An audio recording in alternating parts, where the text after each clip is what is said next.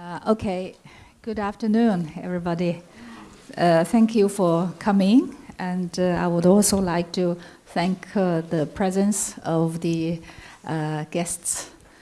We are attending this open door session on South China Sea and on the 21st century Maritime Silk Road, the common development over these two subjects. And it's co-hosted by the National Institute for South China Sea Studies and China's Southeast Asia Research Center on the South China Sea. I'm going to chair it today, and this is not the first time, but I'm glad that over the years we are seeing positive movement on these subjects. And I could see there is more sunshine on your faces. I still remember a few years ago, the stern attitude, stern faces we were looking at over these issues. Now, I think this forum has really successfully helped promoting understanding among us, gathering consensus and looking for ways and possibilities of addressing difficult issue. And I'm glad that at a time when we are seeing more sunshine on this difficult issue, we still have, we are having more friends coming to this session. And South China Sea is a very important international, there is an important international navigation route. There are lots of resources, there are lots of countries around it.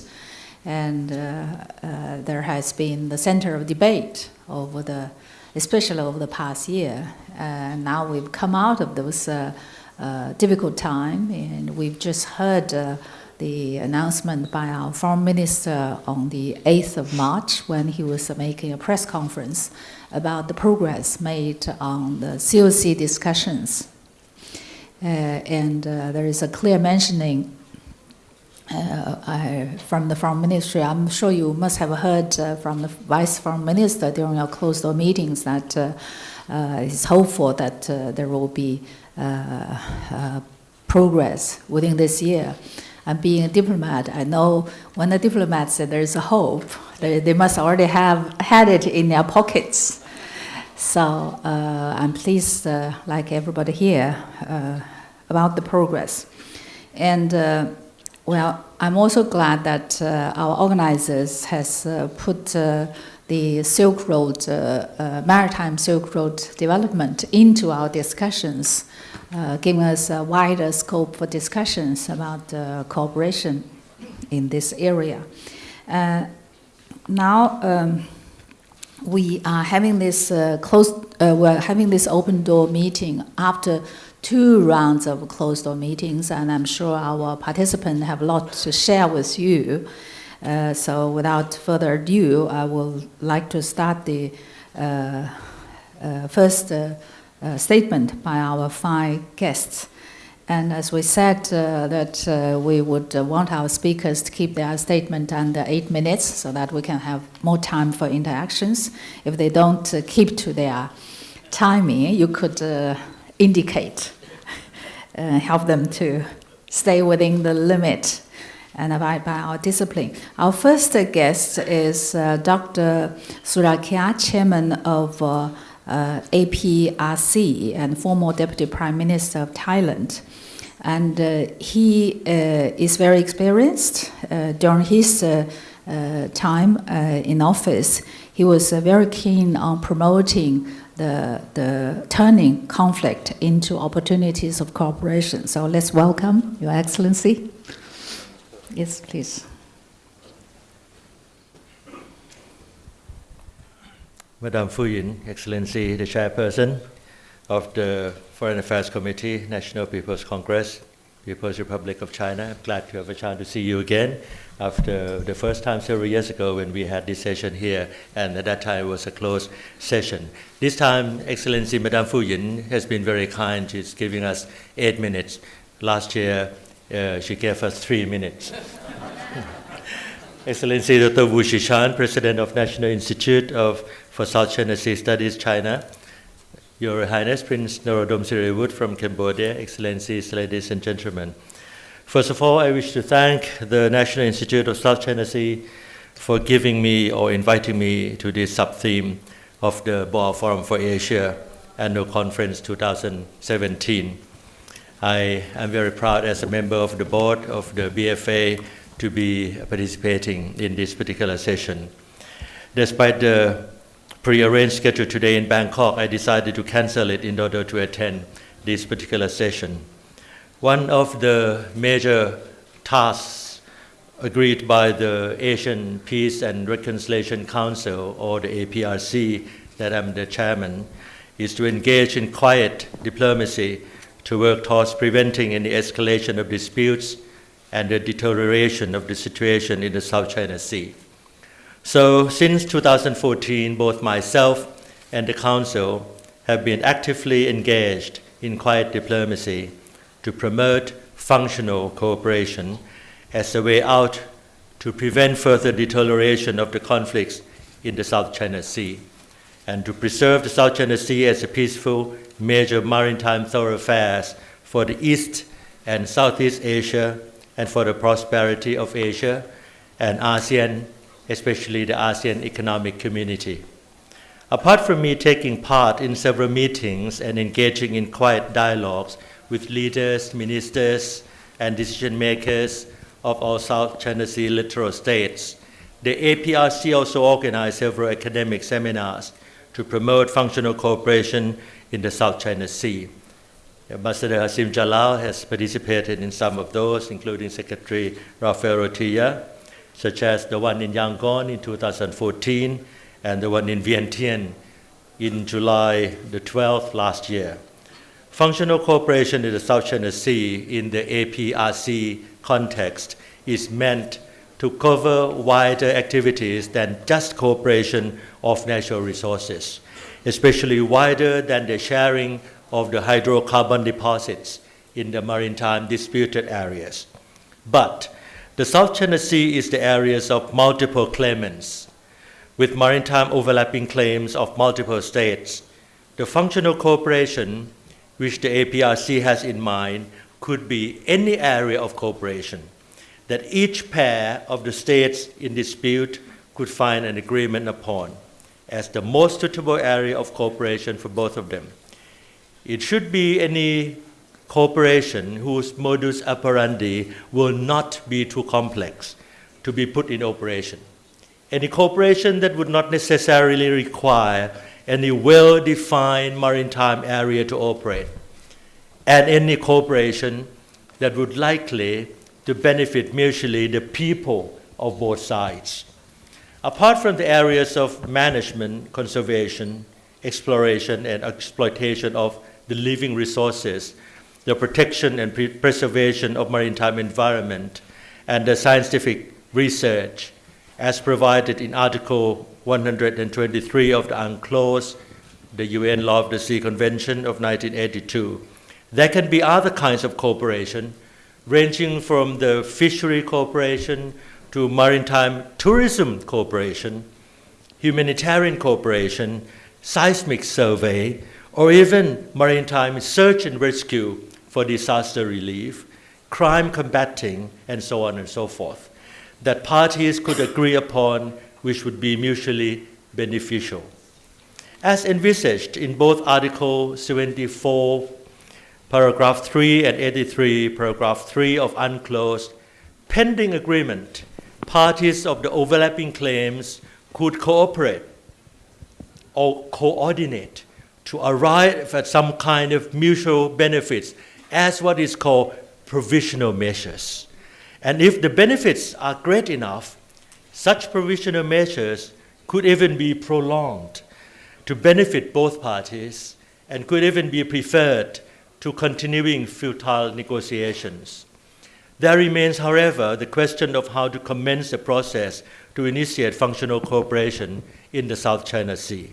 On China's side, the title of this sub-forum already suggests that there is no reason at all to believe otherwise, but only that China longs for peace and stability in the South China Sea region. Peace, stability, and prosperity in the South China Sea is the key to the success of the One Belt, One Road initiative, or the 一带一路. But to China, like every other nation, the question of sovereignty and sovereignty claims is something that can never ever be conceded. Therefore, some kind of provisional arrangements that I've alluded to bring peace, stability, and economic benefits in the region without affecting the question of sovereignty must be a desirable option for China, and for that matter, for other claimant states also. On the part of ASEAN, the Association of Southeast Asian Nations, with the AEC, the ASEAN Economic Community, now in place, ASEAN shares the same vision and aspiration of China to maintain and to promote peace and stability in the South China Sea region, which is the main maritime thoroughfares for ASEAN as well. 7 out of 10 ASEAN members are South China Sea littoral states, and 4 of which are claimant states. The Declaration on the Conduct of Parties in the South China Sea, or the DOC, adopted by both China and ASEAN in 2002, in fact I signed it in 2002 when I was Foreign Minister from Thailand, have evidently been regarded as the key legal document for both China and ASEAN to abide by. Repeatedly, both ASEAN and China have always made references to their commitment to the DOC and its full and effective implementation. Article 5 of the DOC provides for measures to be taken in the spirit of cooperation and understanding to build trust and confidence between parties, pending the peaceful settlement of territorial and jurisdictional disputes. Article 6 provides for areas of cooperative activities to be explored and undertaken by the parties, pending the comprehensive and durable settlement of disputes. So these are the provisions in the UNCLOS and DOC that have already been allowed for parties to agree. Let me take the last minute, spend the last minute on APRC. The Asian Peace and Reconciliation Council has recommended that within the framework of ASEAN-China Cooperation Dialogue, an appointment of the Eminence Person Group, or the EPG, may be endorsed to task to study within a prescribed time frame the modalities, scope, locations of functional cooperation that would be most desirable for each pair or a group of claimant states. The APG, the Eminent Persons Group, shall be required to submit its findings both to ASEAN and China Cooperation Dialogue and to claimant state parties concerned. The study of the EPG would serve as a starting point for countries to work together. And I think the benefit will go for both ASEAN and China. Lastly, APRC is genuinely convinced that the establishment of the EPG is not and must not be regarded as a delaying tactic. Its establishment must not be politicized and get obstructed by a mere disagreement on its composition, by its member, or how it should be dominated. On the contrary, the establishment must serve as a genuine willingness by ASEAN and China to look for solution to peace in the region.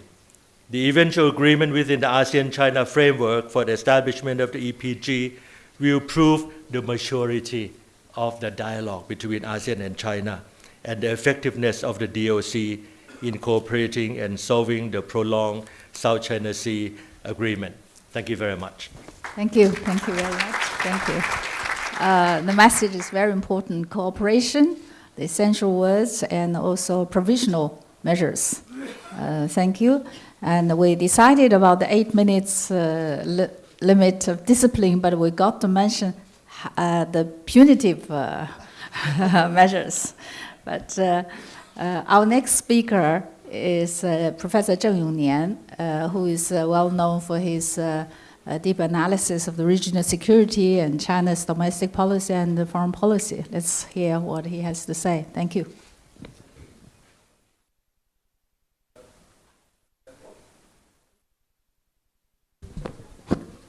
Okay, thank you. Good afternoon. I think I speak in Chinese for the efficiency. I can speak Chinese very fast.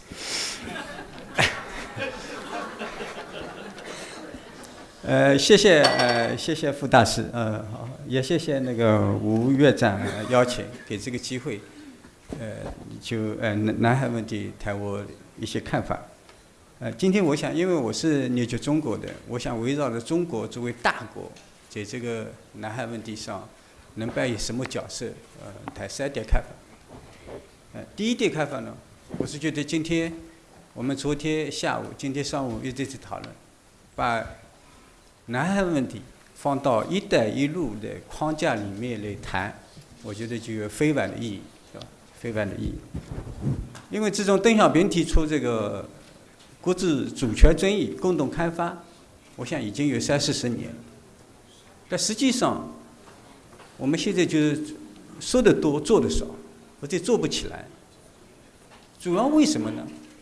我是觉得，一遇到主权问题，很多问题就很难办。我们假如说共同开发，实际上也是一个南海各个国家可以做大饼的。但是一说到主权问题，大家都去分大饼，而是不去做大饼，所以分到前面几年，大家就是差一点要发生冲突，是吧？发生冲突。那么从分大饼的角度来说呢，我是觉得今后几年也会非常困难，不是一件很容易的事情。那么“一带一路”表示做什么呢？“一带一路”主要是一个经济的项目，主要是做大饼，主要做大饼。我是觉得，泛南海周边国家，如果也围绕着"一带一路"来搞发展，那我想这个情况会改变的很多。大家把共同的利益做大了，分歧就缩小。如果共同的利益找不到，而且越做越小，那我们的分歧越来越大。所以我是觉得，是不是我们把今后几年有个"一带一路"，是吧，放在作为重点，甚至"一带一路"先行一步。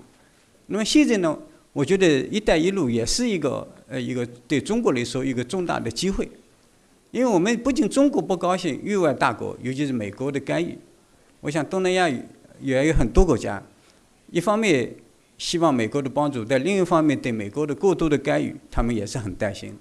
那么现在特朗普的，因为他要美国优先的政策，我想他的今后几年的话，他主要的目标在国内。从中国一样，美国的国内建设，它也需要一个和平的国际环境。我不认为就是说特朗普今后几年会在南海问题上大做文章，他不会放弃南海，但是也不会把南海问题作为他的重点问题。那么这对中国来说也是一个很重要的机遇，我觉得应当可以抓住。第二点呢，我想讲的就是规则问题，因为这几年中国跟美国打交道，我想围绕的一点就是规则。美国一直主张就是说要建立在基于规则之上的区域秩序或者全球的秩序。当然我们觉得任何的秩序都需要规则，但问题就是什么样的规则，或者规则从哪里来，这一点非常重要。那么今天因为美国假如说退出 TPP， 对吧？我们国内也有一些人在讨论，美国 TPP 不做了，是不是中国马上就进去，是吧？我是觉得我们没有考虑清楚。我觉得中国无论中国本身或者东南亚国家，在下一阶段很长时间内的重点不在于写规则，而在于发展。我觉得奥巴马总统，我自己觉得有一点他不切实际，就是太过注重于书写规则，是吧？实际上特朗普的美国退出 TPP， 表明这些规则已经出现问题，它并不是说没有道理的。那么他要把冷战时期的规则延伸到这个领域，很显然也找到了中国的抵制，无论是用国际法的名义也好，或者用其他的方式也好，这表明都有问题。所以我们要重写规则，但是中线规则不是写了就有用，是吧？写了，美国我是觉得他以前写的规则为什么会有用？他并不是写规则那么容易，规则谁都可以写，但是我们写的规则有的时候就没用，是吧？美国的规则有用，就是它市场大，市场很大。美国如果国内出问题了，他写的规则写的最好，我想也很难有人接受，是吧？有人接受这一点我们意识到，所以很长的一段时间，我觉得我们要跟东盟国家一起起来推动发展，通过发展来书写规则，这个非常重要。这个规则不是说一个国家写好了以后强加给其他国家，是要大家来共同来写，是吧？像中国的 AIB， 现在“一带一路”，是吧？这个都是说一种开放式的、包容式的、创意式的发展，这个大家一起来写规则，这样的规则大家才有用，是吧？我想简单的把西方的规则应用到亚洲，我想不会成功。我觉得我们南海问题上很多问题上讨论谈判不下去，就是大家对不同规则的不同认识。中国不喜欢美国把这个规则强加于自己身上，美国是沿用国际法，但是中国也可以找到国际法来支撑他自己的论点，是吧？大家一样的。那么第三点呢，我是觉得，就我要讲的就是说公共平。我觉得中国作为区域内最大的一个国家，我觉得在提供公共平上要负更大的责任，提供更多的公共平。因为无论在区域或者国际事务，大国它必须提供更多的公共平，小国家一般都会选择这个打别车的这样一个方法。那么现在中国在提供的，假如说“一带一路”，我觉得“一带一路”就是个公共平 ，AIB 也是个公共平。我们现在在讨论的 COC（Code of Conduct） 也是公共平。那么在这样的一个情况下，我是觉得中国很难就是完全就是说对等的跟其他小国家进行谈判。我觉得中国作为一个大国，它在提供公共平方面应当做更大的努力。那么问题现在就是说，一个就是说中国愿意不愿意提供这个公共平，第二个就是说东南亚国家或者东盟国家愿意不愿意接受中国提供的公共平。我觉得这两个问题非常重要，因为东南亚国家一直二战以后一直在美国可能在提供公共平，是吧？他习惯于美国提供的公共平。那么中国现在提供，即使哪怕是提供公共平，它也是很多国家可能有些国家会非常 suspicious， 非常怀疑，是吧？非常怀疑。所以我觉得中国要在这个方面提供什么样的公共平，怎么提供方面，我们觉得也是要建立起一种机制，是吧？不能抽象的谈，但实际上是需要的，实际上是需要的。美国现在我觉得我们对特朗普的批评有一点不太合理，因为美国实际上他以前一直做世界警察，在我们这个区域做警察，他现在国内力不从心，是吧？特朗普搞现在贸易保护主义，我觉得也并不是一点没有道理，因为他先要在国内整顿好了以后再出发，是吧？再出发，我是觉得这个是个机会。就亚洲而言，是吧？亚洲而言，美国的存在是个事实，所以在某些方面，中国跟美国，我想这次我们习近平总书记马上就要访问美国，可能会有一些突破性的这个合作，是吧？两个都是，我觉得以前中国跟美国前政府比较合作比较困难的话，就是因为奥巴马太意识形态化，现在换一个特朗普，他没有什么多大的意识形态，所以我们要抓住这个机遇，是吧？把这个南海稳定下来，大家得到共同的发展。谢谢。谢谢郑宇年教授。机遇、规则、公共平很重要哈。Our next speaker is Professor Lawrenson from Australia. He's the Deputy Director of Australian-China Relations Institute of University of Technology of Sydney. And he's known for his important comment on China's economic growth and Australian-China economic relations. Please, Professor. Thank you very much, everyone. Particular thanks to Professor Wu for the invitation. And also, I'm delighted to be here with Madam Fu Ying, of course, a former ambassador to Australia, highly regarded in my country. And so it's just an absolute pleasure to be here. Also a good friend of the Australia-China Relations Institute. We had the pleasure of hosting Madam Fu when she was in Australia not so long ago. Okay, you earn 1 minute. and it was worth spending 1 minute putting that on the record. So I'm an economist, and I'd like to spend my 7 minutes today talking more about the 21st century Maritime Silk Road. Now I understand there's plenty of questions around the South China Sea as well, and some of you may have a particular interest in Australia's positioning in that debate. Happy to talk about that during the question time, but during this 6.5 minutes, I'd like to talk about the 21st century Maritime Silk Road.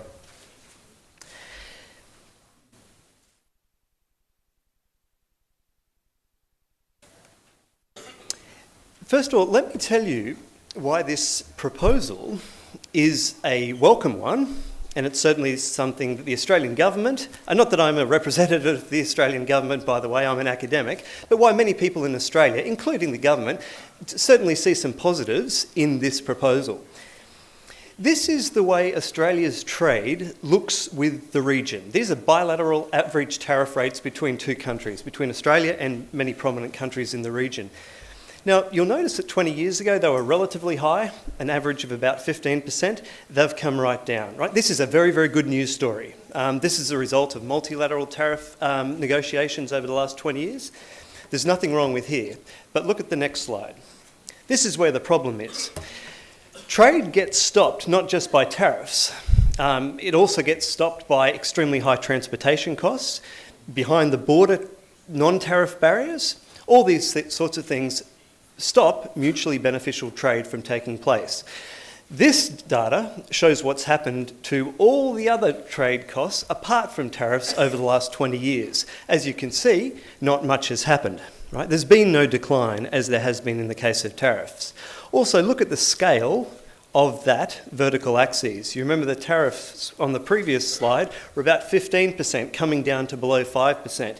These are greater than 100%. Okay, so in other words, if Australia sells $100 worth of beef to China, Chinese consumers will be paying more than $200 to consume that beef. Look, that's not good for Australian producers. It's not good for Chinese consumers either. So if we want to know where to focus our energies now, tariff reductions are great. We've done a really good job. Everyone should be patting themselves on the back in the region. But this is where we need to go next. And of course, this is where the 21st century Maritime Silk Road seeks to make an impact, improving connectivity, lowering transportation costs. So it's a good focus. Now, keep in mind that it's not just about the 21st century Maritime Silk Road. Individual countries also should be stepping up to the plate to do their bit. Individual countries clearly can put in place better infrastructure. Neighbouring countries can cooperate to put in place better infrastructure, better ports, railways and so on, quite independently of the 21st century Maritime Silk Road. Nonetheless, it's a very good focus for our attention. Just very quickly, the same story is true for other countries in the region. Here's the story from the Philippines' perspective. Big reductions in tariff rates. What's happened to all those other costs? Not much. In fact, the trend has been increasing, right? That's a devastating finding. Okay? Trade costs, apart from tariffs, have actually been increasing, making trade more difficult, not less. Indonesia, same story. Big reductions in tariff rates, almost no changes when it comes to other trade costs apart from tariffs. Now, when the 21st century Maritime Silk Road project got announced, one thing that was certainly noticeable in Australia is that we weren't part of it. If you look at the official maps that came out at the beginning, Australia was at the end but not really connected to it. That changed last year. In a visit to China by Prime Minister Malcolm Turnbull, the Australian Prime Minister, Xi Jinping explicitly sought to link the 21st century Maritime Silk Road with another Australian government plan called the Developing Northern Australia Strategy. Now, I'm not sure of your understanding of Australian geography, but we have an enormous landmass to the north of the country that is very, very underpopulated and underutilised. And the Australian government is seeking to develop that region. And so, from China's perspective, this was a natural area where the two countries could collaborate. What was the Australian response? I think there's been three different responses. The business community has overwhelmingly been in favour of linking these two proposals. They see opportunities not only to partner with Chinese investment in Australia, but also for Australian companies to partner with Chinese and other ASEAN countries in providing infrastructure throughout the region, including using our raw materials. As you would know, Australia exports a lot of iron ore and those building blocks to industrialisation. State governments in Australia, provincial level governments, have also been extremely positive. They see this 21st century maritime Silk Road as a great opportunity to get investment in their local areas. The federal government response has been positive but restrained. This is coming from a joint statement from Australia's Foreign Minister Julie Bishop alongside China's Foreign Minister Wang Yi just last month in Canberra. You will see that the Foreign Minister sees the similarities between the two proposals, sees the benefits of a focus on infrastructure, and this is where the concerns are, you can also see. Okay? The concerns are around transparency, private sector engagement, and also ensuring that infrastructure has strong development outcomes. So be assured the Australian government sees benefits in this proposal, right? There's just caution there to make sure all these other areas are ticked off upon. And I think, look, another proposal that Australia initially had concerns about, this Asia Infrastructure Investment Bank, was very similar in this respect. There were initial concerns, and in the end, Australia signed up to that bank and has been delighted with the progress. So these concerns are real, but they are certainly not insurmountable. We've already seen the two countries get over similar obstacles in the past. And this is coming from the same press conference from Wang Yi, China's foreign minister, again taking up Xi Jinping's suggestion of linking these two proposals. So, have we seen any practical areas of cooperation between the two countries in these two areas? We have. This is a port in the north of Australia called the Port of Darwin. It was bought by a Chinese company. At the lease to operate the port was bought by a Chinese company at the end of 2015. The Chinese company itself has said this is an example of a project that comes under the broad banner of the 21st century maritime Silk Road idea. The Chinese companies, since buying the lease, they've also spent another $25 million on expanding the port, right? This is exactly what we want, and also putting $250 million into developing a hotel right next to the port. So irrespective of whether this can be considered officially a maritime Silk Road project or not, it's a great example of mutually beneficial investment between China and Australia. And because things move so fast, literally just on my way here in the van, I saw news. Premier Li, of course, is in Australia at the moment, and so things are moving very fast in the Australia-China relationship. And there's just been an announcement of a Chinese state-owned company signalling its intention to work with the Australian government and Australian companies on building a new port and railway in Western Australia. So rather than this, I think that latest proposal, which I'd encourage you to all go away and read up on, is probably the best example we've had yet, of an actual 21st century maritime Silk Road project in Australia. Thank you very much for your time. My 8 minutes is up. Thank you very much. That was a very impressive analysis and very enlightening.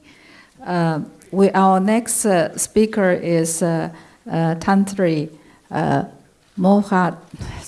Mod Isak, who is Chairman and Chief Executive from the renowned Malaysian Institute of Strategic and International Studies. Please.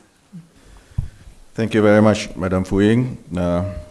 We in Malaysia also know Madam Fu Ying very well, and she has attended some of the conferences organized by ISIS Malaysia in the past, and I'm trying to get her to attend our next one next May. Well, I'd like to thank Dr. Wu Sichun and the organizers for inviting me to this conference.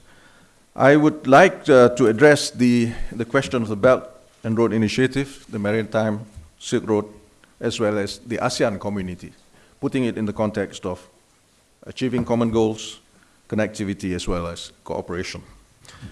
First, let me start by saying that ASEAN is celebrating its 50th anniversary this year. On the 8th of August, ASEAN will be 50 years. ASEAN has gone a long way, as you know. 2 years ago, at the summit in Kuala Lumpur, ASEAN declared itself a community. And with that comes, of course, more responsibilities.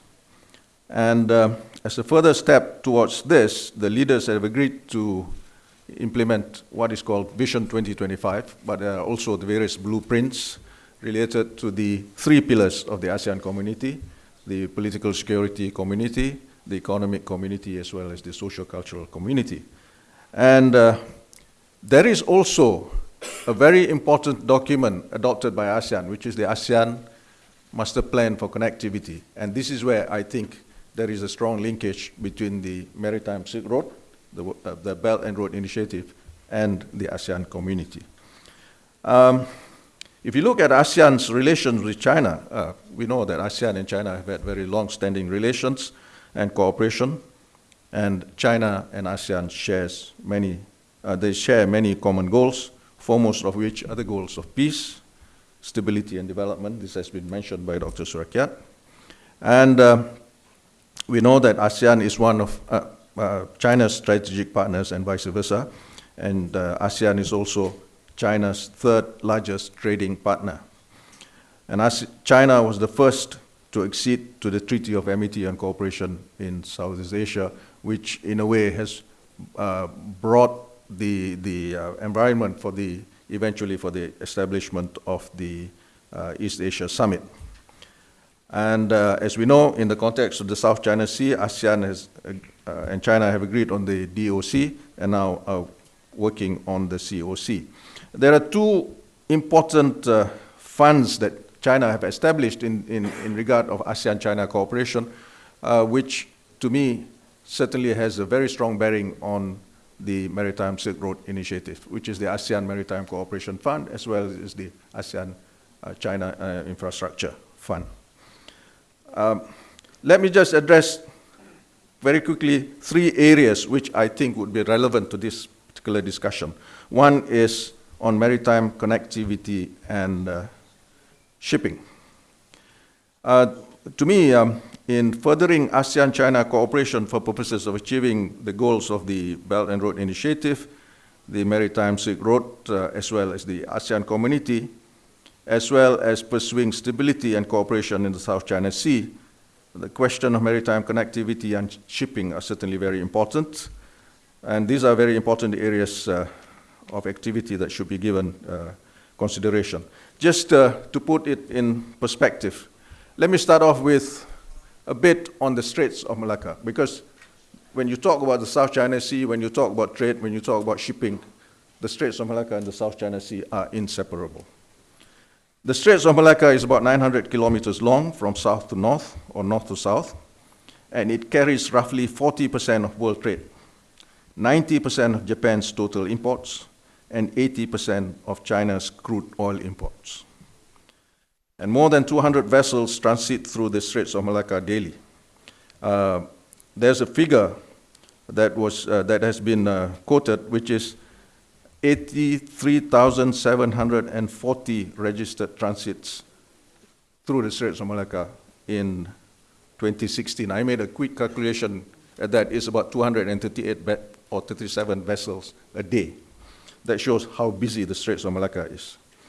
Now, according to analysis by the Malaysian Marine Department and the Nippon Maritime Center, container ships remained the largest segment to transit the Straits of Malacca in 2016, with 33% share of the traffic.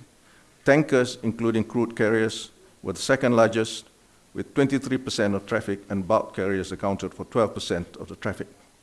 Now, shipping in the South China Sea. If you look at the South China Sea itself, trade in the South China Sea is valued at $5.3 trillion US, or up 30% or up to 30% of the global maritime trade. The South China Sea represents the most direct route from, of course, the Malacca Straits, Sunda Straits, Lombok Straits to the Northeast Asia, which means from West Asia, Europe, to Northeast Asia. And 1/3 of the world's liquefied natural gas supplies pass through the Straits of Malacca in the South China Sea, with the bulk originating in the Persian Gulf. This is the source of this is the US Department of Defense, actually. And according to shipping data provided by Reuters, 25 very large crude carriers, supertankers, pass between the Spratlys and the Parasols at any time, with enough capacity to carry the equivalent of 11 days' worth of Japanese demand. So which means the South China Sea is, of course, of interest to not only China or the ASEAN countries, but also to Japan, India, and others. And I think Mr. Joshi has mentioned that 53% of India's trade passed through the South China Sea. So it is very clear that China and the littoral states would have to cooperate, not only in terms of promoting trade and commerce, but also providing opportunities for the BRI as well as the Maritime Silk Road. Now, another point is hydrocarbon resources. One of the things that have been mentioned, of course, is that there's a lot of hydrocarbon resources available there. There are various estimates given, ranging from 11 billion barrels of oil to 190 trillion cubic feet of natural gas. This is according to estimates by the US Energy Department. But there are also estimates provided by CNOOC, for example, which is much bigger, and also the World Petroleum Resources Assessment Project.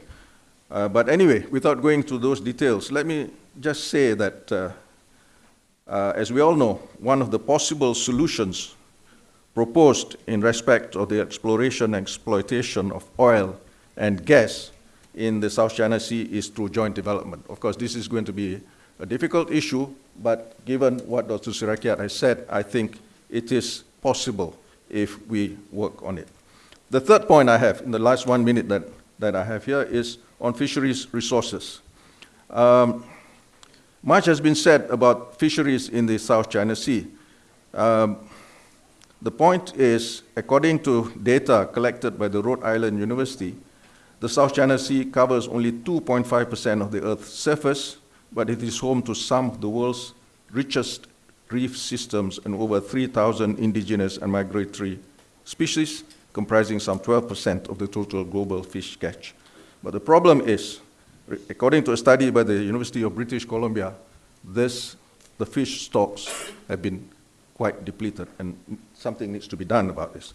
So the point is, obviously, there is urgent action required to save the living marine resources as well as protecting the marine environment in the South China Sea. So in conclusion, I would say that in pursuit of the common goals of maintaining peace and stability and prompting development, ASEAN and China can and should cooperate in many areas relating to the South China Sea for purposes of realizing the objectives of the BRI, the Maritime Silk Road, and the ASEAN community. Thank you. Thank you. Thank you.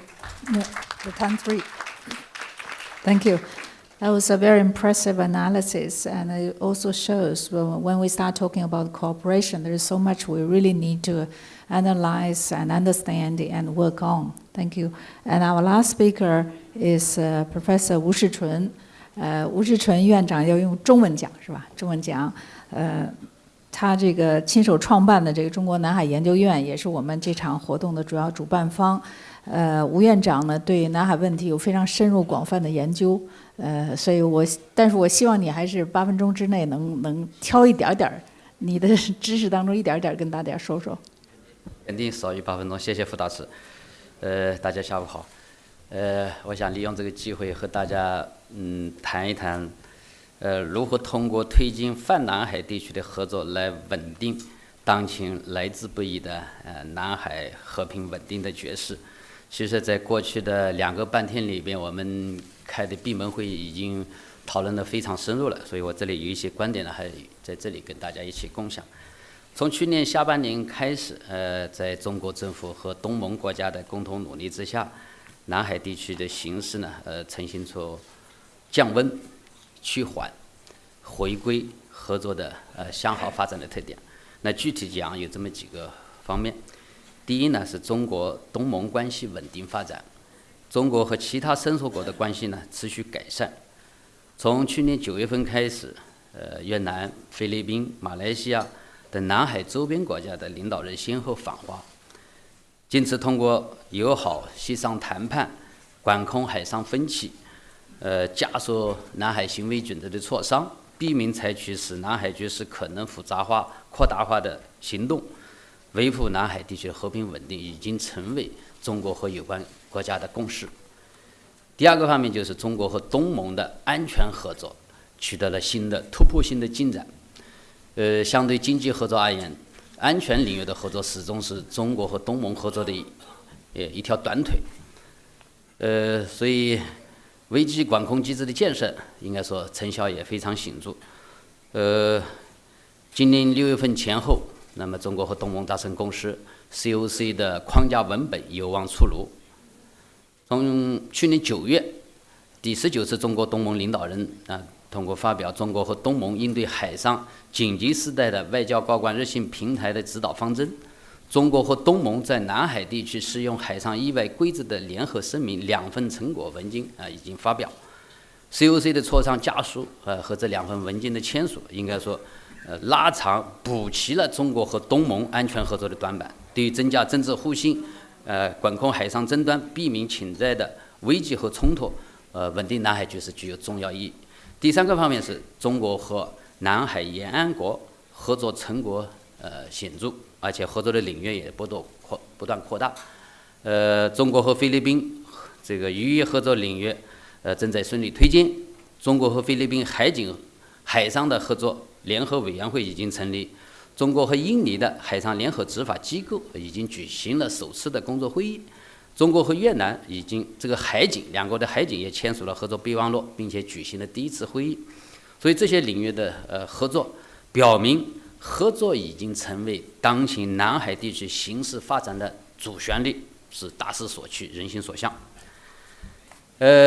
当前在逆全球化趋势这个方兴未艾、贸易保护主义抬头，那么使得全球贸易自由化受阻的背景之下，中国和东盟国家应该思考如何进一步提升互信、深化合作、管控分歧、稳定南海形势。所以我认为应该以21世纪海上丝绸之路建设，刚才很多位这个学者都提到了，以21世纪海上丝绸之路建设为契机，推动泛南海就环南海周边国家地区的共同发展。具体我有3点构想：第一，构建泛南海经济合作圈，促进南海沿岸国之间的全方位的海上合作，推动泛南海地区共同发展，并以此打造中国和东盟的命运、利益和责任共同体。那么目前从“一带一路”倡议推进的情况来看，海上丝绸之路的方向，应该说比陆路的丝绸之路建设呢，应该说稍稍还是慢了一点。因为2条海上丝绸之路都逼近南海，所以南海地区的国家应该加强这方面的战略堆积，提升合作意愿，整合现有的合作机制，那么旨在建设一条南海合作的主动脉，畅想南海合作的主旋律。那么具体建议呢，就是南海沿岸国以南海为纽带，借鉴南美合作机制和中国中南半岛经济走廊的经验，以海上互联互通，刚才澳大利亚学者也提到了港口建设、海上旅游、海上环境保护，还有海洋资源开发，以这些领域的合作为重点，搭建泛南海经济合作圈的新的合作平台。所以今天呢，我在这里只是提出这么一个构想，请求我们在座的来自东盟国家和地区的智库学者来共同研究这一构想的可行性和必要性。我的构想第2呢，就是充分发挥中国东南亚南海研究中心的涉南海研究资源的聚集作用。这个平台去年3月在博鳌亚洲论坛年会期间已经宣告成立。那么依托这个平台，依托中国东盟海上合作基金和丝路基金，推进智库交流、人才培训，为中国东盟海上务实合作的项目落地提供智力支撑和人才保证。这个刚才讲到的这个东南亚中心，应该说已经有6个东盟国家加入到里边来。我们已经开了3次理事会，今天中午开了第3次成立之后的理事会。我们来自东盟的6位理事加上本人，我们7位理事这一次全部到场。所以呢，希望以这个中心为依托，以这个海河基金为支撑，组建国际化的高水平的专家团队，从对南海地区合作设计的国家间的项目对接、政策沟通和合作项目规划这些领域入手来研究，为官方层面的合作和决策提供支撑，进而呢助推泛南海经济合作的项目落地。构想之3，在推进 DOC 框架下的合作项目落实的同时，加速 COC 框架文本的磋商，为管控南海争议、推进合作提供机制化的保证。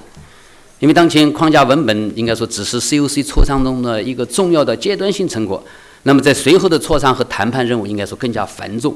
比如说 COC 适用的海域问题，有关各方在岛礁上的行为限制问题、争议海域的执法问题等等，这方面的分歧应该说在今后的磋商当中将不可避免。同时呢 COC 磋商可能也会受到各种政治因素和不切实际的影响，这一预测不能排除，说从一定意义上讲 COC 的磋商也不可能是一帆风顺的，对此呢我们也要有充分的思想准备。总之，在推进 DOC 框架下的低敏感领域的合作积累复兴，加速 COC 磋商管控分歧，以21世纪海上丝绸之路建设为契机，构建泛南海经济合作圈，实施大范围的海上合作，我把它称之为3管齐下，这样南海的和平稳定，中国东盟命运共同体的建设并指日可待。谢谢。谢谢吴院长，提出的这个吴院长提出的建议啊，非常是确实是这个很有视野很开阔，为下一步提出很好的这个指导。这个我想我们5位嘉宾的发言就结束了。他们讲的这个内容的信息量很大，提出的建议和意见内容是非常丰富的。我们下面还有一些时间可以做问答，我们是不是每一次先大家提问的时间尽量短一点然后我们这样多转2圈是不是一次2个问题？你提出来就是想问谁点一下。好，现在有提问的请举手。好，这位女孩子最先举着手，请你开始。谢谢傅大使，我的问题是问吴院长，我是香港中评社中新网的记者。最近日本的加贺号开始在这个南海服役，日本还打算在今年5月的时候进行一次自2战以来在南海最大的一次海军海上力量的展示。想问吴院长如何看待日本在南海的最近这一系列动作，会不会对南海的这个局势造成一个比较严重的影响？谢谢。再提一个问题，还有吗？再提一个 ，please。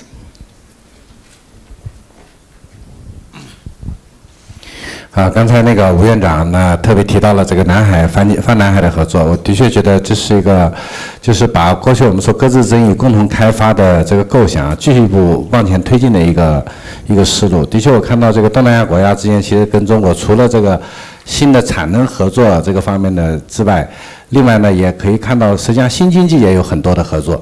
我们去印度尼西亚和马来西亚可以看到，他们现在这个在创新创业领域中间，很多年轻人创业，他们学的模式和合作的对象，包括寻求的风投，都来自于中国的。所以我们可以看到，你的问题是？所以我的问题是在于，就是说泛南海的这个合作这构想呢，的确有很大的这个空间。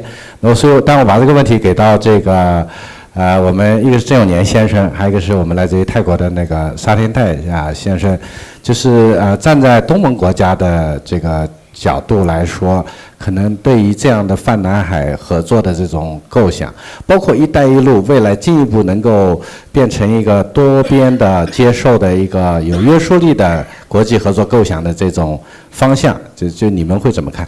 好，谢谢，请吴院长先回答，另外2位可以做个准备。好，谢谢。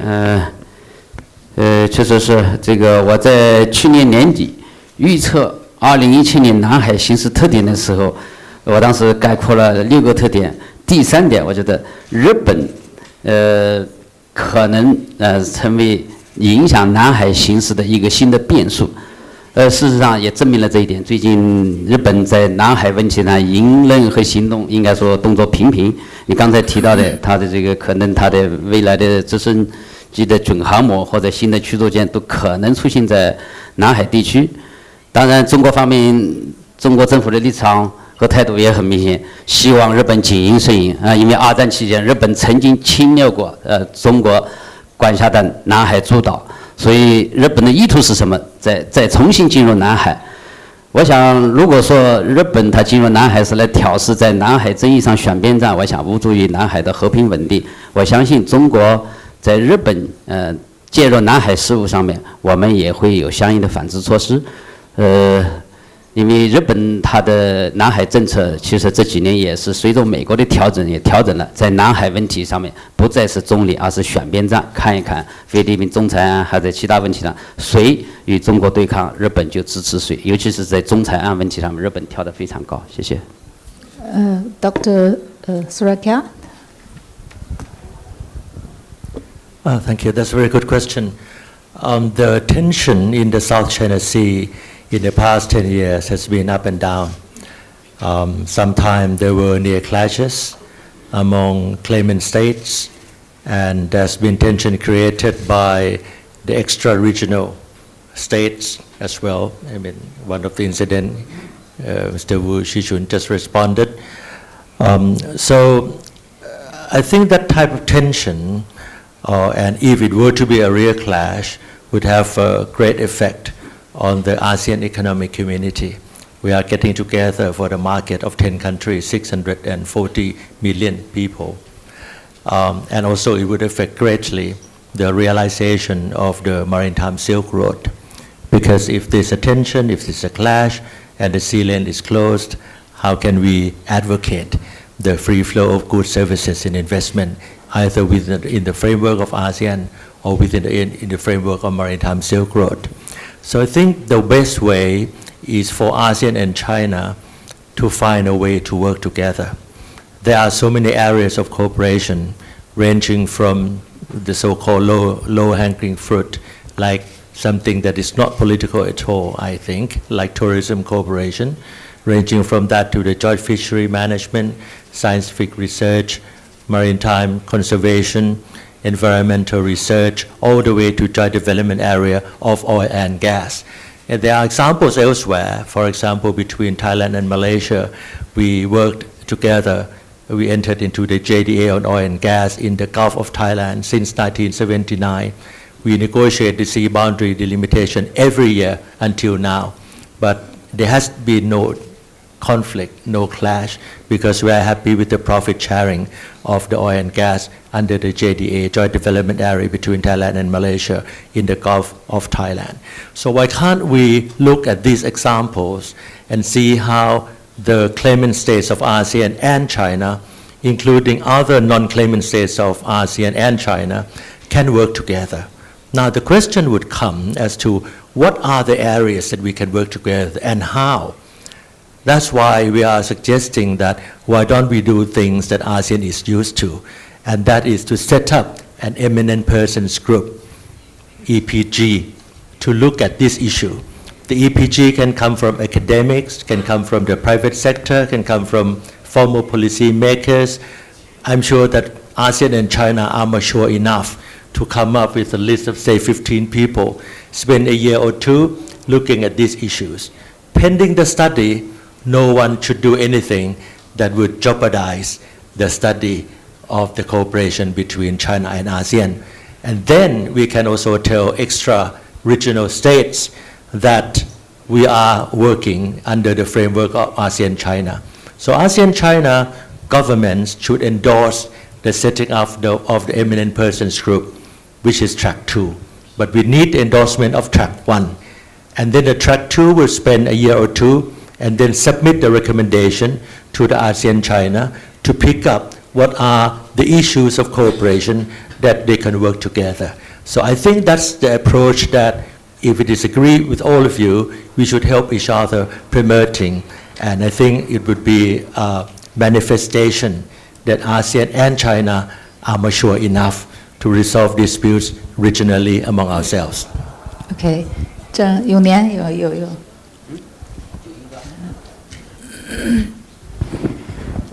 谢谢你的问题。刚才我们泰国来的客人说得很全面了，但是我觉得这个合作的话肯定是全方位的，不仅是政府跟政府、企业跟企业，但是我觉得老百姓之间的这个交流更重要。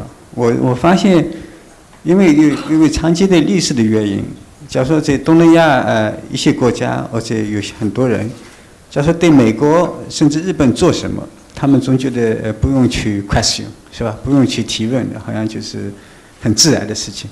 但是中国做什么 ，everything China does， they will question， 他就会question。但是这是历史造成的，因为冷战以后。很长的历史间，美国、日本一直他们在待在那边有影响，而中国实际上去东盟的话，只是改革开放以后才开始，所以历史还是不长。所以这个有些明明很多的项目，假设“一带一路”有些项目呢，大家都可以说是个 common interest， 大家都可以从中获得利益的，但是大家先要提问，是吧？这个是不是有其他的原因，是吧？所以我觉得中国。作为本身一个大国举起了，大家小国就带新闻，是吧？所以中国要在这方面做很多很多的努力，才能赢得就是说东南亚国家和人民的这个信任啊。OK， 谢谢哈。再提一圈问题 ，We can have another round of questions。这儿一位，好。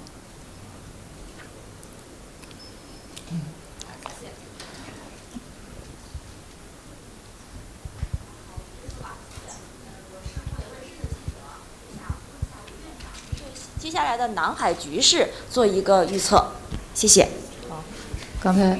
刚才这儿还有一位是，对，这位女孩子。谢谢，我是新华社的记者。我们注意到昨天那个外交部的副部长刘振宁提了一个倡议，就是希望南海沿岸国积极借鉴世界其他地区的成功经验，发起并组成相关的合作机制。我们就很想请教一下各位嘉宾的观点，就这会是一个什么样的合作机制？它和现有的一些多边的机制会是什么样一个关系？你们如何看待这样的一个提议？谢谢。其实刚才大家发言当中基本上都涉及到这个问题了。那边还有一位，刚才有一位，对。你好，不好意思，我想这样，我是中华时报的社长，也是吴院长的校友了。我想问一个问题呢，就是说我要老话题，我们对专家学者对那个南海仲裁案怎么看？还有以后我们又怎么提出一个新的看法？还有第二个问题，我问郑教授，我也多年听他的报告了，我想问一下，你说的，还“一带一路”的时候走向，因为文明里面怎么冲突，我们是怎么来解决一些文明跟传统一些的方法？谢谢。好啊，这些问题每一个都得写本书。我不知道我们的嘉宾能不能1-2分钟回应一下。好，哪位先来？吴院长先预测南海局势。这个问题得谈半个小时至少。这个下面我讲半个小时吧。那我走了。确实，我简单的讲吧。这个看。南海目前虽然是暂时的相对和平稳定、风平浪静，在我看来只是阶段性的，也是暂时的，还会风浪再起，因为南海问题的实质问题并没有解决，领土争议、划界争议，另外大国尤其是中美在南海的地缘政治的博弈也没解决。目前风平浪静有诸多原因，中国东盟的共同努力使得南海问题回归双边磋商。美国呢，他的亚太再平衡战略呢，特朗普政府呢也没有继续推进，这可能也是主要原因。但是未来驱动南海问题或者我们观察南海形势，有3个因素可能会驱动南海问题升温一，美国的航行自由行动，它还会继续。节奏虽然放慢了。上一届政府说每3个月要搞2次，但是是否2次搞不清楚。但是航行自由行动宣示在南海地区，美国还会坚持下去。一旦美国来，那么中国可能会有不同的反制措施。它在南沙、在西沙或者在其他地方，我们有不同的应对措施。如果这种事件发生，我相信南海问题会再度升温。第二个，中国在南海的岛礁建设，随着我们的相应的设施部署，无论是民用的也好，军用的也好，但是越外国家，尤其是美国、像日本这样的国家，它可能更多的关注中国的相应的军事设施部署。那么，如果这种情况出现，我相信美国会来炒作这件事。其实这是很自然的，因为中国岛礁建设肯定要部署设施，自卫性的军事设施部署也是天经地义的事儿。第三个因素就是 COC 的磋商。因为按照中国和东盟的共识，今年年中，也就6月份前后 ，COC 的框架文本，将要出炉，公之于世。那么这个文本最终能否让东盟国家，能否让域外国家感到满意，现在还是个未知数。如果说大家预期比较高，框架文本达不到大家的期望值，那可能域外国家、域内的国家可能在这上面说三道四，认为中国有意来拖延，中国有意在 COC 问题上面这个来拖延进程，把责任完全推到中国身上，让中国来背黑锅。所以这3大事件可能驱动今后的南海问题。审问还有什么要说的？仲裁案还有时间了吗？先看看看看别人还有什么。大家还有什么要回应这几个问题的？简单的，你说这个文明的冲突，我是觉得这个丝绸之路不是刚刚新有的，是吧？中国丝绸之路几千年了，我也没听说过有文明冲突。我想文明冲突是汉典内提出来，他当时是针对一些宗教上的原因。因为我自己觉得对中国文明非常有信心，因为它是个世俗文明，它是个包容性的文明。那我不认为这个一带一路走出去肯定会有一些经济上的冲突，但是这些是必然的一些竞争冲突。但是我觉得看不出任何的理由会发生文明的冲突。好，还有哪位 ？Anybody want to respond to? Okay. Thank you. I might just take this opportunity to clarify Australia's position in this debate. We've talked a bit about the US and Japan for obvious reasons. Of course, Japan is not a formal security ally of Japan. Of course, we are with the US. My experience, when I talk to my Chinese friends about Australia's position in this debate, it's often misunderstood. If I asked you, do you think Australia lines up behind the US or China in the South China Sea, what would you all say? My guess is that many of you would say, well, we just follow the US. It may surprise you to know that the US is actually quite disappointed in Australia's position on this. So it is true that when the arbitration decision came out last June, July, Australia came out in support of that, and so that's where your impression comes from. You may not know that over the last 2 years, at least 3 US Navy admirals have come to Australia and strongly hinted that Australia should be running patrols through the South China Sea within the 12 nautical mile zone of Chinese claimed territories. On every single occasion, Australia has rejected that invitation, okay? And our positioning is very simple. We say, well, if the US wants to do it, they can do it, but we are not going to add to tensions in the region, and that's why we're not doing it. Okay, any other comment? Tansri? Thank you.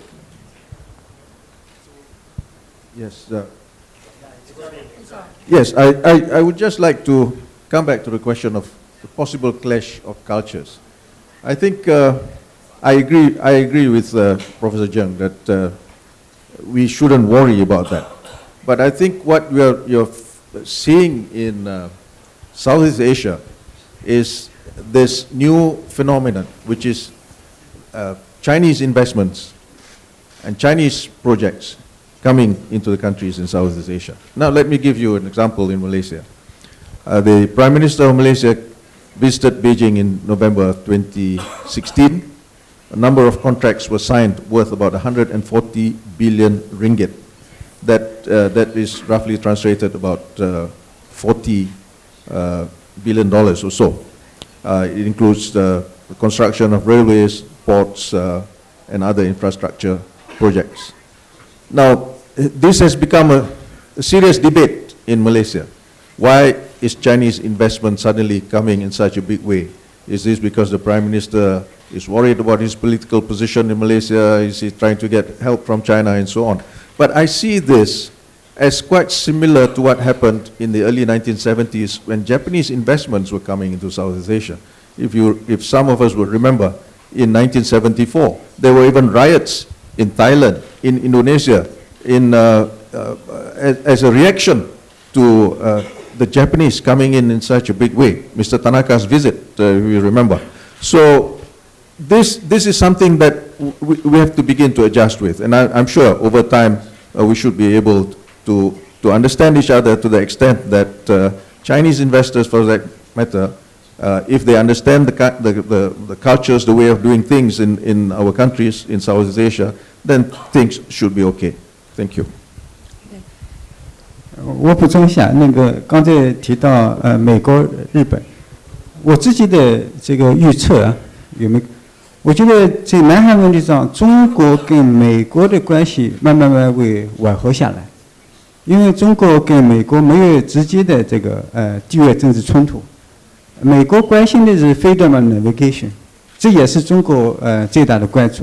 那么在 freedom of navigation 这方面，中国跟美国其实是，我想必须两个国家合作，或者我们说 G2 来提供这个public goods， 这一点有很大的潜力，并且在南海问题上，中国经过这几年的努力，基本上就说已经有主动权。我想下一步我自己想，中国可能会把这些岛礁在某些方面转向成为一个 提供一个 public goods 这个方面转向，但是中国跟日本的竞争会越来越激烈，这是因为中国跟日本有直接的这个地缘政治冲突。日本随着国家的正常化，它要去追求这个它的地缘政治的范围，那么南海或者东南亚是一个必争之地啊。中台湾的事儿给了好，这个吴院长再说一句啊。这位中华时报的校友也是一个很重要的问题。仲裁，这个中国政府的立场，我想不用在这里讲了。我想虽然我们说这个仲裁已经翻篇，那么中国把仲裁裁决视为一张废纸，其实它从很多方面讲，还没有成为真正意义上的这个废纸。要让它真正成为废纸，我们还有很多工作要做。我相信在不久的将来，中国可能就这个实体问题的裁决，我们也会公布一份我们自己的相关的一些文件。仲裁裁决为什么对中国来说不可接受？简单的讲一下，因为虽然有500多页，大家看一看能否为中国所接受。我就讲3个问题：仲裁裁决它的实体裁决。一，中国基于历史性权利对九段线我们的断续线里面对资源提出主张没有法理依据，这是仲裁庭做的第一裁决。第二，中国在南沙群岛没有岛，中国南沙群岛我们有230个岛礁沙岸滩，其实一般的公认的南沙群岛至少有12个海洋地物可以称之为岛，也就是可以主张专属经济大陆架。而仲裁庭裁定，包括太平岛在内的，它列举了南沙群岛6个最大的海洋地物只是岩礁而不是岛屿。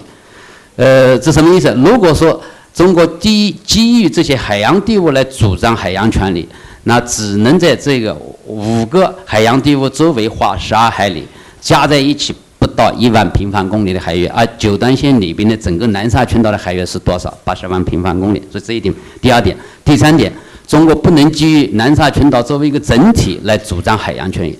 中国对南海诸岛向来我们的权利主张，我们对领土主权的主张，从来是基于群岛作为一个整体，而不是单个海洋地物。我们96年宣布的西沙群岛领海基线，就是西沙群岛作为一个整体。因为历史性权利也好，远洋国家的这个群岛，它属于一般国际法调整对象，而不是海洋法公约的条件。所以我相信我们还有很多工作要做。这个刚才提到的这个刘部长提的这个南海沿岸国合作机制和现有的机制，它是一个互补的关系。因为10+1也好，10+3也好，有类似中国和东盟很多合作机制。那么沿岸国合作机制，它主要是以推进海上合作为重点。因为确实，因为南海沿岸国，因为南海争议的存在，影响了这些国家的海上合作。我们必须把要海上合作低敏感领域的海洋环保、海洋科学研究、渔业等等这些领域低敏感又容易进行合作，通过这种合作积累互信，为最终解决南海争议创造一个良好的外部的政治环境。所以这就是刘部长提出延安港合作机制的一个初衷。谢谢。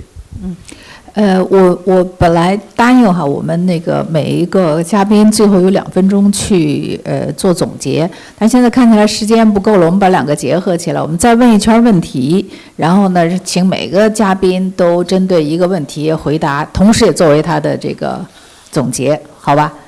那位站着的那男孩子举手半天，对。好。谢谢主持人傅莹女士，我是三沙卫视的记者。我想问一下吴世存先生哈，如何通过智慧海洋以及海洋科技建设来推动泛南海经济合作圈的建设？谢谢。好，刚才那边还有几位举手的，好，这位和后边那位，对。好的，谢谢傅莹大使。我来自零点集团，我的工作呢是关注国际民调。那么我们通过做一些国际民调发现呢，就是东南亚国家和中国民众之间其实存在着一些强烈的不互信的这样的一个态势。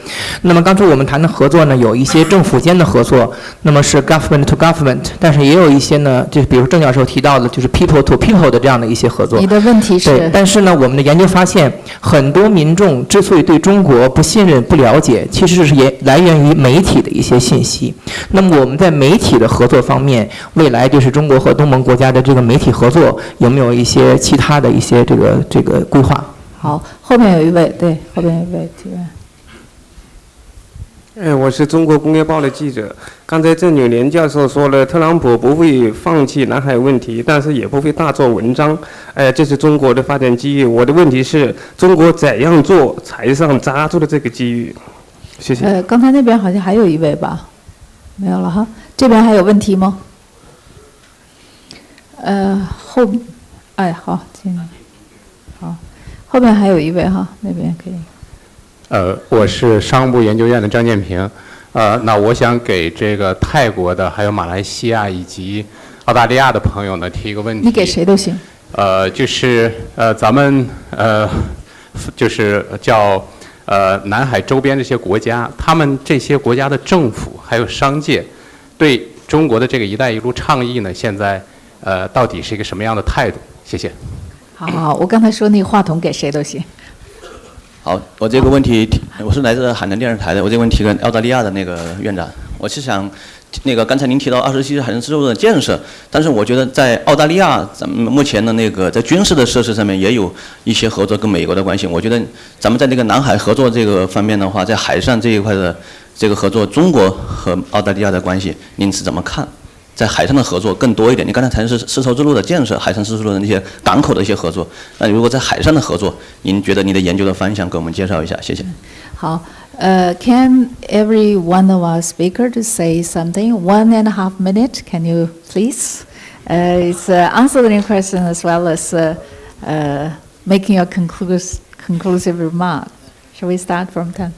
Excellency Fu Yin has reduced 2 minutes that we agreed to 1.5 minutes, but she is the most effective moderator of our time. I think what we need to do is to ensure that South China Sea would not be the area of a proxy war of anyone. And I think that's in the interest of our all. Unless and until South China Sea is an area where there is a constructive and substantive cooperation, there can always be intra and extra regional interventions by so many countries that I don't want to name names. On sea boundary or territorial boundary delimitation, no country can budge an inch because it is a domestic political issue and it involves domestic political emotion. So we have to turn conflict into cooperation. On South China Sea, everyone always says that we have to resolve the differences according to international law. So let me say that as international law scholar, under UNCLOS, the Law of the Sea Convention, it allows for countries, claimant states, to work together on provisional measures pending the final agreement on the sea boundary delimitation. So it allows for the provisional measures. And that's why the cooperation for claimant states and non-claimant states in South China Sea would fall under that category. Second, DOC, the one I signed in 2002, ASEAN-China signed, also has a provision which allows for project for cooperation. So based on these two international legal documents, I think it is important for ASEAN and China to get together, work together for cooperation in accordance with international law that is as stipulated in the Law of the Sea Convention and the DOC. The COC conclusion, we agree that there will be an early conclusion of the COC is good, but it has been 3, 4, 5 years now. It may continue to be with us for some time so we can have a parallel track. One track is the continuation of the negotiation of the Code of Conduct for parties for the South China Sea, and another track is to seek early cooperation, make Law of the Sea is the area of cooperation, constructive and substantive cooperation, so that there will be no outside intervention. Thank you. Okay, thank you. Professor Lawrenson, can you? To the question about military-to-military relations, a great question. It's a great suggestion. I couldn't agree more. Australia and China do actually have an annual dialogue on military-to-military issues. So it's already happening. Can we make it more prominent? Absolutely. We shouldn't always be talking about the economics. My concluding comments would just be to my friends in the room to say, when countries like Australia express caution, not rejection, caution around issues like, around proposals like the Maritime Silk Road, please don't take that as a rejection and don't take it as being, it's not animosity. They are simply seeking clarification. The AIIB, I think, was a really good example of where China did a great job. Okay, a lot of these issues around transparency, governance, whether it's unilateral or multilateral, these were all the same questions that were raised for the AIIB. In the end, China put forward a proposal that was truly multilateral, the AIIB. China may have led the bank, but it's clearly a multilateral bank. Australia has an ownership stake in it. And I see the same potential for the 21st century Maritime Silk Road. So do take it as an opportunity to respond to those concerns. And I think you will find with Australia that you have a very willing partner. I think the US and Japan are now looking quite silly, frankly, when it comes to the AIIB, and I'm glad Australia's not in that boat. We don't always follow the US, believe it or not. We're an independent country with an independent foreign policy, and we're very, very capable of making our own decisions based on our national interests. Okay, it's not about balancing China and the US, it's about in every decision considering our own national interests. And you'll see us take that consistently over the last few years, and we'll consistently continue to do that into the future. Thank you. Thank you. 郑教授。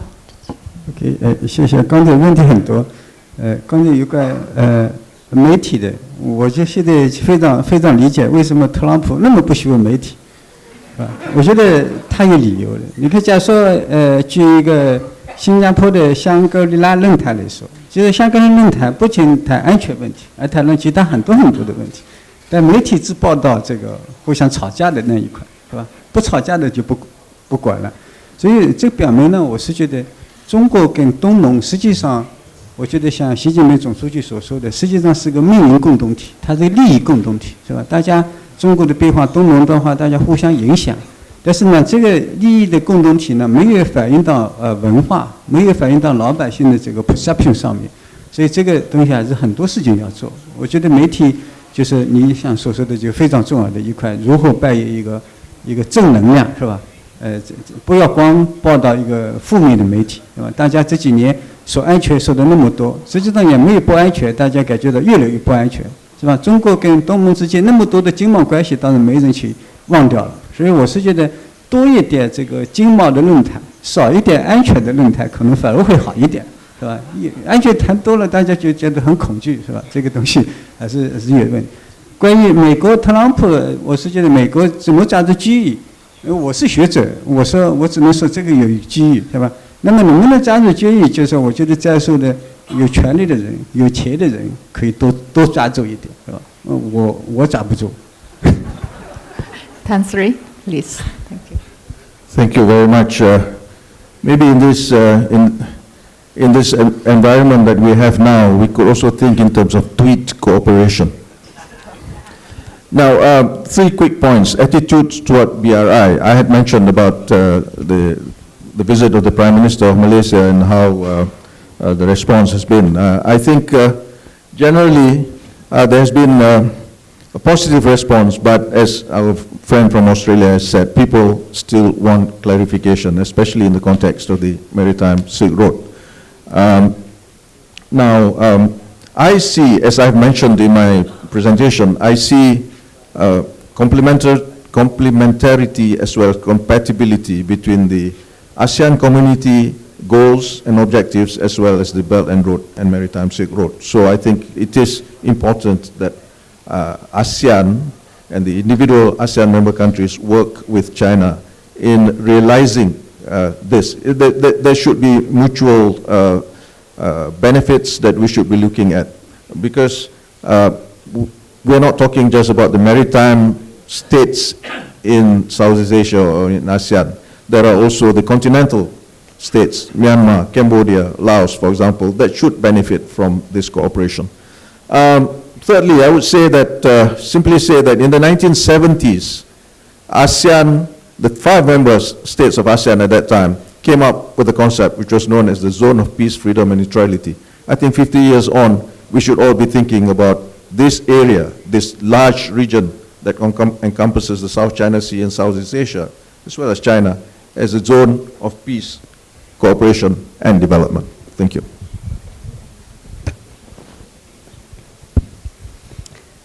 三沙电视台，我想你这个问题很专业，很有水平，我想也问住我了。一会儿还要接受三沙卫视的采访，我在这里回答这个问题，把我宝贵的1分半也说我想说的话。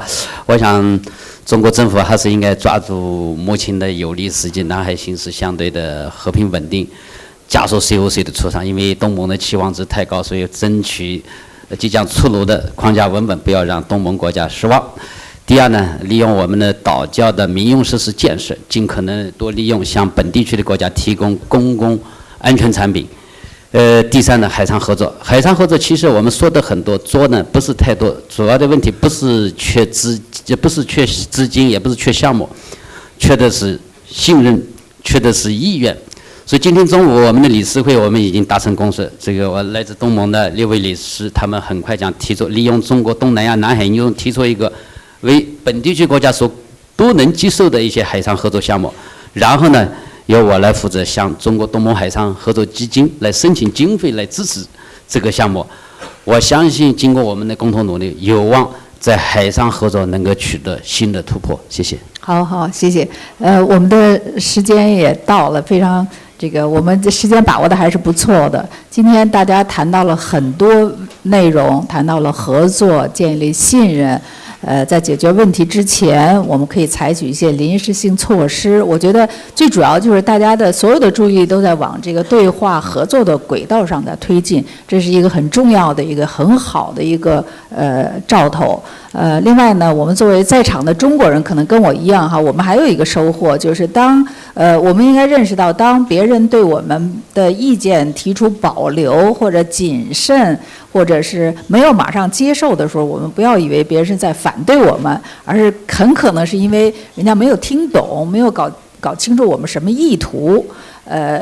说明我们需要沟通。我觉得这也再次证明了我们这样一个论坛的重要性和价值。我们也很感谢这个论坛能够坚持下来。所以最后呢，让我们大家一起用掌声来感谢我们论坛的主持方，也谢谢我们几位嘉宾。谢谢大家。